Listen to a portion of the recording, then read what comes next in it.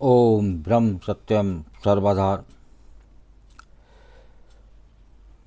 माँ बाप का सम्मान करें, जीते जी उन्हें खुश रखें। श्राद्ध खाने नहीं आऊँगा। आज एक बहुत ही श्राद्ध पर एक प्रसंग को स्मरण करें।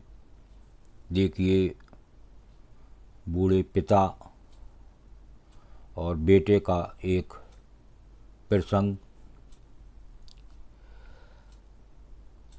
अरे भाई, बुढ़ापे का कोई इलाज नहीं होता। ये पिताश्री डॉक्टर साहब से कह रहे हैं। अरे भाई, बुढ़ापे का कोई इलाज नहीं होता। 80 पार कर चुके हैं, अब बस सेवा कीजिए। डॉक्टर पिताजी को देखते हुए बोला, डॉक्टर साहब, कोई तो तरीका होगा। साइंस ने बहुत तरक्की कर ली है। शंकर बाबू, मैं अपनी तरफ से दुआ ही कर सकता हूँ। बस आप इन्हें खुश रखिए। देखिए, डॉक्टर का भी कहना ये कि इन्हें खुश रखिए, इससे बेहतर और कोई दवा नहीं है। और इन्हें लिक्विड पिलाते रहिए जो इन्हें पसंद है। डॉक्टर अपना बैग संभालते हुए मुस्कराया और बाहर निकल गया। देखिए, कितना सुंदर डॉक्टर ने शंकर को बताया। शंकर पिता को लेकर बहुत चिंतित था। उसे लगता ही नहीं था कि पिता के बिना भी कोई जीवन हो सकता है। माँ के जाने के बाद जब एकमात्र आशीर्वाद उन्हीं का बचा था, उसे अपने बचपन और जवानी के सारे दिन याद आ रहे थे। कैसे पिता हर रोज़ कुछ न कुछ लेकर ही घर घुसते थे। बाहर हल्की हल्की बारिश हो रही थी। ऐसा लगता था जैसे आसमान भी रो रहा है।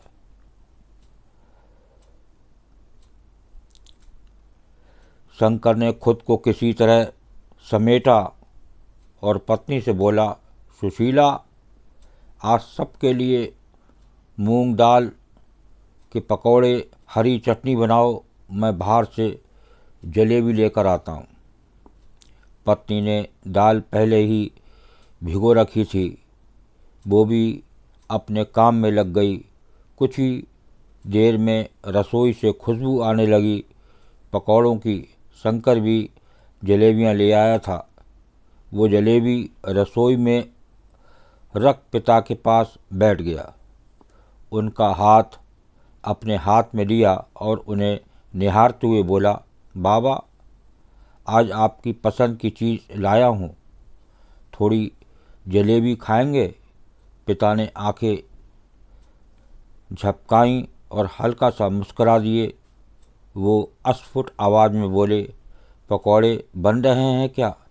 हाँ बाबा, आपकी पसंद की हर चीज़ अब मेरी भी पसंद है।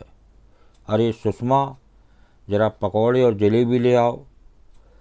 शंकर ने आवाज़ लगाई, लीजिए बाबूजी। एक और उसने पकौड़ा हाथ में देते हुए कहा, बस अब पूरा हो गया, पेट भर गया, जरा सी जलेबी दे। पिता बोले। शंकर ने जलेबी का एक टुकड़ा हाथ में लेकर मुंह में डाल दिया। पिता उसे प्यार से देखते रहे। शंकर, सदा खुश रहो बेटा, मेरा दाना पानी अब पूरा हुआ।